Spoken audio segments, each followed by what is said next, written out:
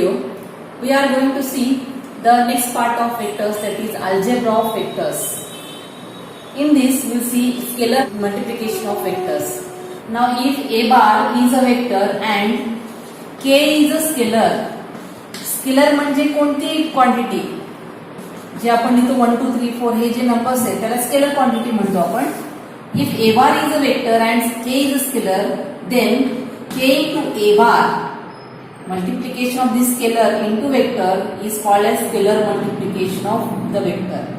k into a bar म्हणजे समजा आपण a bar ला 2 ने मल्टिप्लाय केला किंवा -3 a bar असा लिहिला तर याला काय म्हणणार आपण, नुसतं a bar म्हणलं तर तो वेक्टर झाला आणि 2a into a bar किंवा -3 into a bar किंवा 1/4 into b bar असे जे वेक्टर्स आहेत त्याला म्हणणार it is a scalar multiple of the vector. Scalar मल्टिपलने मल्टिप्लाय झालेला आहे. इथे b bar ला आपण 1/4 ने मल्टिप्लाय केलेला आहे. So this is the called scalar multiplication of vectors. Now see further, there are notes we have given. First is if k equal to 0, then k into a bar is 0. K into a bar means it is scalar multiplication. If this scalar quantity is 0, then we can write k into a bar equal to 0. Then second is a bar and k a bar are collinear or parallel vectors. म्हणजेच a bar असा एक vector असेल आणि दुसरा vector 2 into a bar असेल तर असे हे दोन्ही वेक्टर जे आहेत ते कसे असतील, दे आर कोलिनियर. कोलिनियर म्हणजेच एका रेषेवर असतील or they are parallel vectors. Now third is important, two non zero vectors a bar and b bar are collinear or parallel if a bar equal to mb bar. खूप महत्वाची property आहे, खूप महत्वाचा result आहे. हे example लागणार आहे, लक्षात ठेवायचे. a bar equal to mb bar where m is not equal to 0. म्हणजे एक वेक्टर जो असेल तो दुसऱ्या वेक्टरच्या काय ना स्केलर मल्टिपल मध्ये लिहिता येईल आणि इथे फक्त कंडिशन काय असेल, m not equal to 0. m ची व्हॅल्यू 0 असता कामा नये. मग 1 2 3 4 काही असेल. समजा a bar equal to 2b bar असा जर एक्सप्रेशन मिळाला आपल्याला तर यावरून आपल्याला सांगता येईल की a bar and b bar are collinear or they are parallel. म्हणजे जेव्हा जेव्हा आपल्याला वेक्टर्स कोलिनियर असे दाखवायचे असतील, प्रूव्ह दॅट किंवा शो दॅट असं असेल, show that a bar and b bar are collinear असं जर तुम्हाला क्वेश्चन विचारला किंवा if they show that a bar and b bar are parallel असं जेव्हा क्वेश्चन विचारतील त्यावेळेस हा एक्सप्रेशन प्रूव्ह करायचा. म्हणजेच a bar equal to m b bar, one vector is scalar multiple of the other vector. मग m ची value काही असेल, 1 2 3 4 1/2 असेल किंवा -2 असेल, एनिथिंग व्हॅल्यू, पण m ची व्हॅल्यू 0 असता कामा नये. जर हा 0 झाला तर a बार इक्वल टू 0 येणार, मग दुसरा वेक्टर मिळणारच नाही. त्यामुळे इथे पॅरलल किंवा कोलिनियर जेव्हा दाखवायचं असेल तेव्हा ही कंडिशन चेक करायची, one vector is scalar multiple of the other. हा सेंटेन्सच लक्षात ठेवा. Two vectors a bar and b bar are said to be collinear if one vector is a scalar multiple of the other vector. खूप महत्वाची property आहे, लक्षात ठेवा. हा important note आहे. Third, then fourth is let a cap be the unit vector along non-zero vector a bar, then a cap is given by a bar upon mod a bar, magnitude of a bar. आता ए बार, समजा ए बार हा vector असेल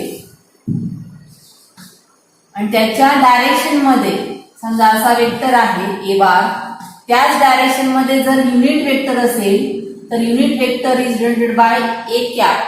आतापर्यंत आपण बार लिहिला, बार म्हणजे तो vector झाला, पण जेव्हा आपण असं लिहू आपण त्याला कॅप म्हणायचा. It is read as cap. त्याला युनिट वेक्टर म्हणतात.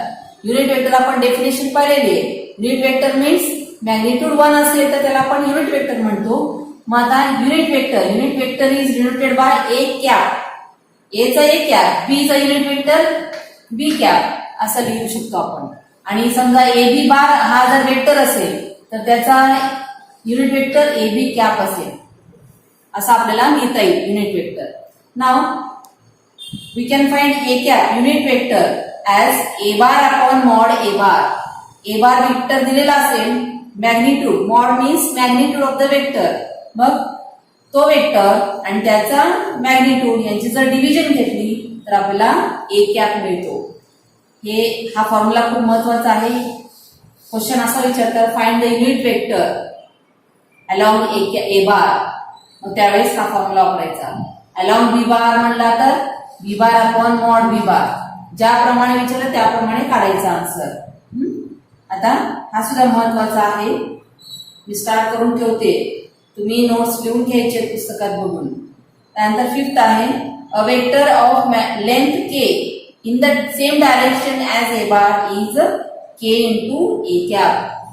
म्हणजे युनिट वेक्टर, समजा ए बार हा युनिट वेक्टर असेल, ए बार हा एक वेक्टर असेल, त्याच्या डायरेक्शन मध्ये जर ए कॅप असेल तर त्या समजा हा आपल्याला 2 ए कॅप लिहायचा असेल, युनिट वेक्टर म्हणजे युनिट 1 झाला, मग 2 टाइम्स द युनिट वेक्टर म्हणलं तर 2 इंटू ए कॅप येणार.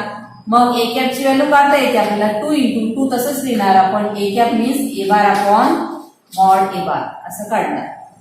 लक्षात आलं? हा लक्षात ठेवा. यामध्ये 2 फॉर्म्युले महत्वाचे.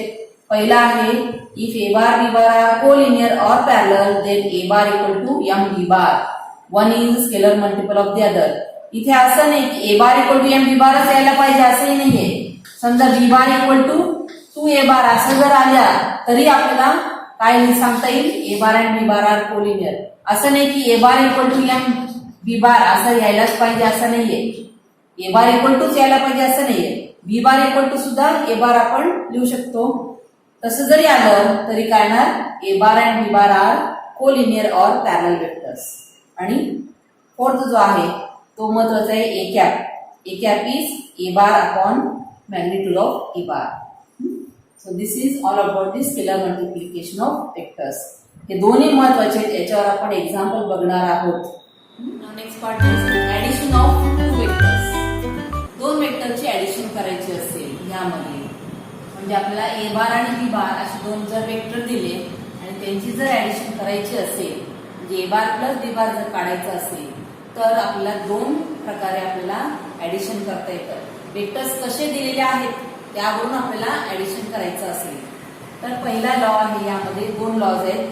पहिला आहे पॅरलेलोग्राम लॉ. म्हणजे यामध्ये बघा, वेक्टर्स जे आहेत को टर्मिनल, को इनिशियल, म्हणजे एका बिंदूपासून, एका पॉइंट पासून 2 वेक्टर्स निघालेले अपोजिट डायरेक्शन मध्ये. मग अशा वेळेस यांची ऍडिशन कशी करायची, तर ह्याला पॅरलल असेल, ह्याला पॅरलल असणारा असा जर आपण वेक्टर काढला आणि ह्याला पॅरलल असणारा असा जर आपण वेक्टर काढला,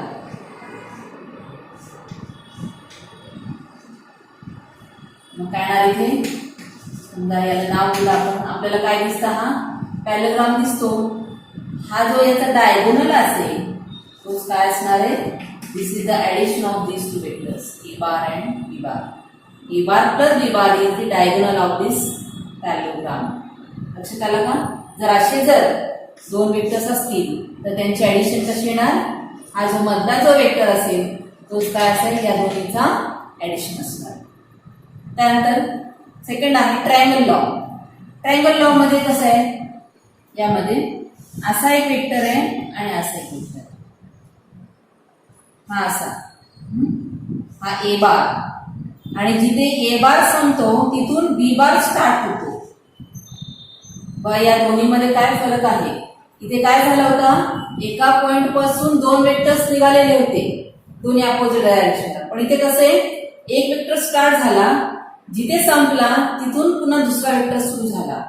असं जेव्हा कंडिशन असेल तेव्हा हा जो थर्ड वेक्टर असेल, जर आपण हा जोडला, पण इथे आपल्याला काय दिसतं, आपल्याला ट्रायंगल झालेला दिसतो, म्हणून ह्याला नाव दिले ट्रायंगल. आलं का लक्षात, नावं का दिलेली आहेत, तर यामध्ये हा जो थर्ड वेक्टर आहे, this vector is the addition of these 2 vectors. बघा समजलं, हा इथे स्टार्ट झाला, इथे संपला, मग हा इथून जो हा वेक्टर दिसतो आपल्याला, हा जो थर्ड साइड ऑफ ट्रायंगल आहे तो काय असेल ए बार प्लस बी बार या दोन्हीची ऍडिशन इथे असेल. समजा हा जर सी बार असेल तर आपल्याला असं लिहिता येईल c bar equal to a bar plus b bar असं लिहिता येतं. समजलं? ट्रायंगल लॉ आणि ऍडिशन पॅरलोग्राम जो आहे ऍडिशन असेच करायचे आहेत. ऍडिशन ऑफ वेक्टर जो आहे यामध्ये दोन पार्ट जे आहेत दोन्हीमध्ये बघा कंडिशन कशी दिलेली असेल वेक्टर्सची त्यावरून हा लॉ तयार झालेला आहे. इथे पॅरलोग्राम दिसतो आपल्याला म्हणून ह्याला पॅरलोग्राम लॉ म्हणलेलं आहे आणि हा ट्रायंगल दिसतो म्हणून ह्याला ट्रायंगल लॉ. पण दोन्हीमध्ये कसे ऍडिशनच करणार आहे आपण. इथे पण a bar plus b bar is in parallelogram law a bar plus b bar means it is diagonal and in triangle law a bar plus b bar is the third side of the triangle. फक्त इथे condition काय असेल जिथून हा start झाला तिथून दुसरा सुरू व्हायला पाहिजे म्हणजेच हा जो थर्ड वेक्टर असेल तो आपला addition of this two vectors असेल. हे असे डायरेक्शन असतील. आलं का लक्षात? तर हे दोन्ही लॉज लक्षात ठेवायचे. दिस is the addition of two vectors. See, next is components of vector.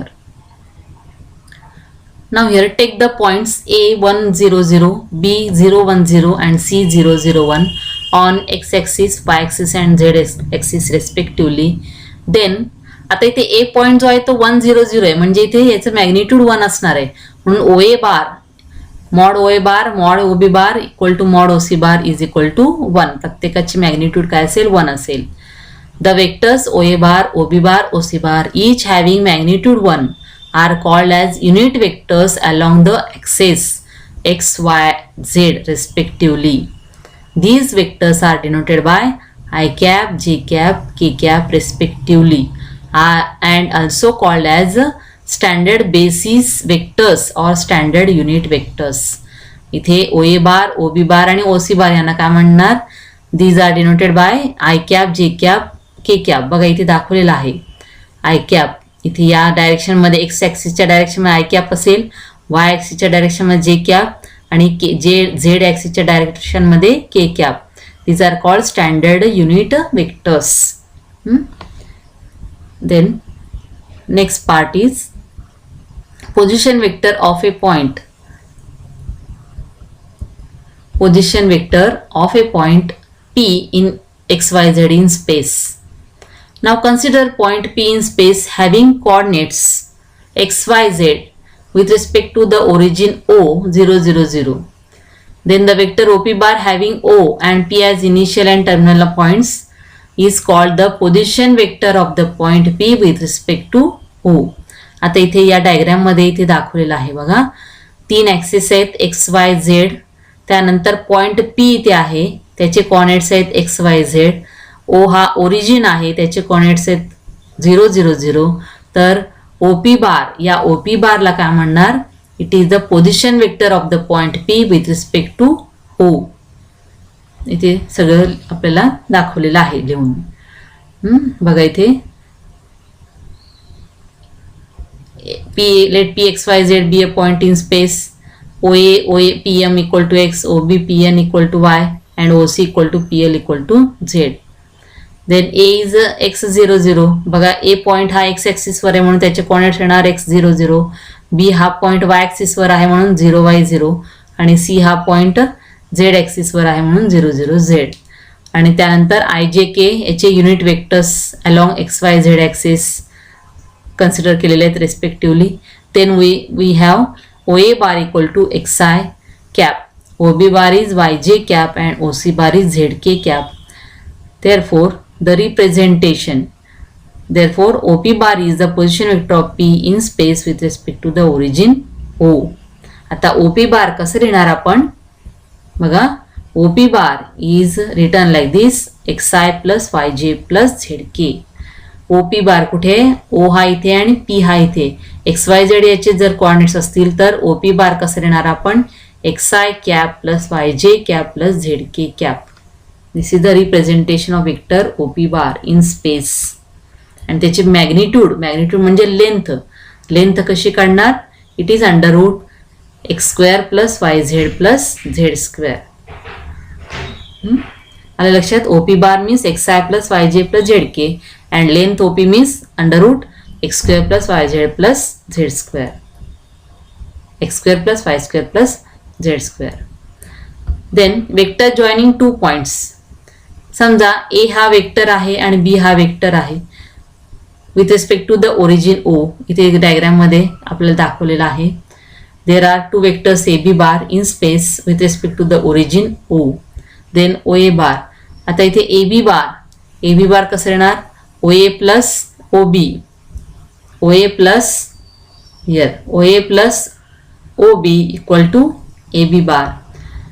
OA bar means AO bar, AO plus OB it is a AB. मग काय AO म्हणजेच minus OA bar plus OB bar. So we can write here OB minus OA. So AB bar is a B bar minus A bar. हा खूप महत्त्वाचा result आहे. म्हणजे जेव्हा जेव्हा आपल्याला वेक्टर्स काढायचं असेल, त्याची व्हॅल्यू काढायचं असेल, तेव्हा AB bar is a B bar minus A बार. आता इथे समजा A पॉईंट हा x1 y1 z1 दिला असेल आणि B पॉईंट हा x2 y2 z2 दिलेला असेल, तर AB बार कसं लिहिणार आपण, x2 मायनस x1 i. मग इथे x2 minus x1 into i plus y2 minus y1 into j plus z2 minus z1 into k. मग इथे फायनल रिझल्ट इथे दाखवलेला आहे. त्यानंतर मॉड AB बार काय येणार, म्हणजे लेंथ AB बार काय येणार, it is under root x2 minus x1 bracket square plus y2 minus y1 bracket square plus z2 minus z1 bracket square. This is about the point the vector AB and magnitude of vector AB. समजा vector PQ bar जर काढायचं असेल तर कसं काढणार आपण, Q bar minus P bar. AB bar काढायचं असेल तर B bar minus A bar. Now if A bar जर समजा A बार हा A1i plus A2j plus A3k असा जर असेल वेक्टर, तर त्याचा मॅग्निट्यूड म्हणजे मॉड A बार काय येणार, it is under root A1 square plus A2 square plus A3 square. बघा महत्वाचं आहे, A बार जर A1i plus A2j plus A3k असेल, तर मॉड A बार काय येणार, it is under root A1 square plus A2 square plus A3 square. हे आपल्याला एक्झाम्पलमध्ये लागणार आहे, काढायचं आहे आपल्याला मॅग्निट्यूड.